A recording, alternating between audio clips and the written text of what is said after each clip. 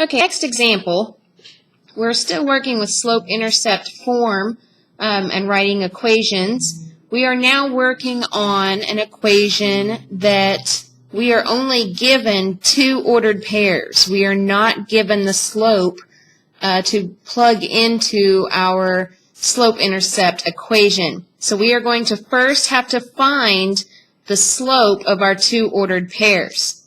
In this example, they give us 3, 1 as our first ordered pair, and 2 and 4 as our second ordered pair.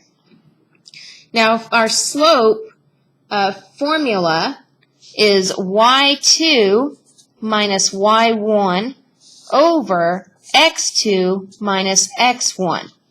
So what I do to find that equation first, or to plug in my numbers, is I label the numbers in my ordered pairs first. Okay, my 3 in this ordered pair would be my x1. My 1 in that same ordered pair would be y1. Therefore, you can tell in the next ordered pair that 2 would be our x2, 4 would be our y2. So moving on, I'm going to plug in these numbers into this equation here.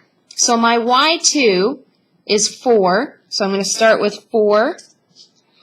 And you will always subtract unless you have double negatives. And I'm going to subtract the y1. So I start with 4 minus 1.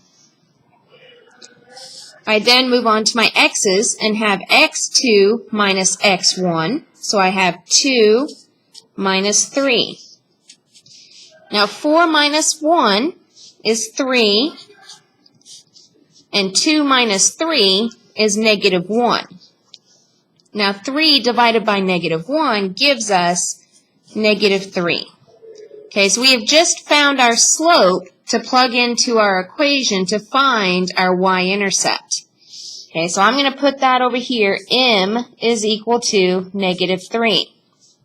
So this was our first step. In step 2,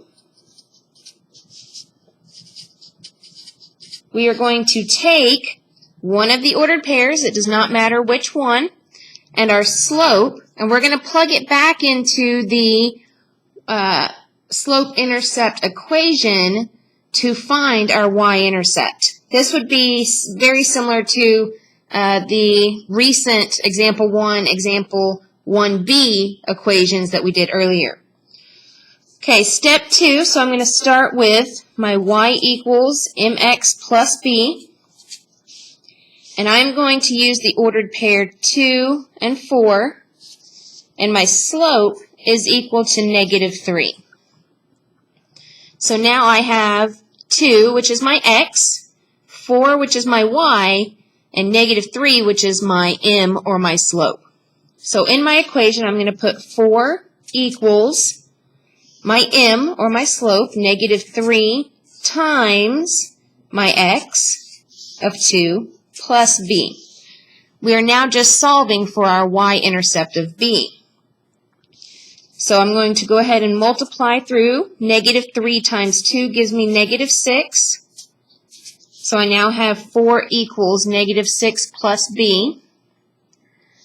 And I'm going to add 6 to both sides so I can cancel it out on the side that has my b. So 4 plus 6 gives me 10. So my y-intercept for the equation will be 10. So now I have the two numbers that I need to actually rewrite my equation, or my slope-intercept equation, that will pass both through ordered pairs 3, 1 and 2, 4 and have a slope of negative 3. So this equation, I'm going to do y equals, because I'm going to revert back and use the slope-intercept form, and I'm only going to plug in the slope for m and the y-intercept of 10 for the b. So I have y equals negative 3x plus 10. And the reason I do a plus 10 is because my y-intercept is a positive number. If I had a negative y-intercept, it would then be minus 10. So there you go. There's your equation by only being given two ordered pairs. You first need to find the slope using the slope-intercept equation. And then once you find that, you'll be able to plug in your x, y, and your slope number into the slope equation and solve for your y-intercept. You then only need the m and the b to make your slope-intercept equation.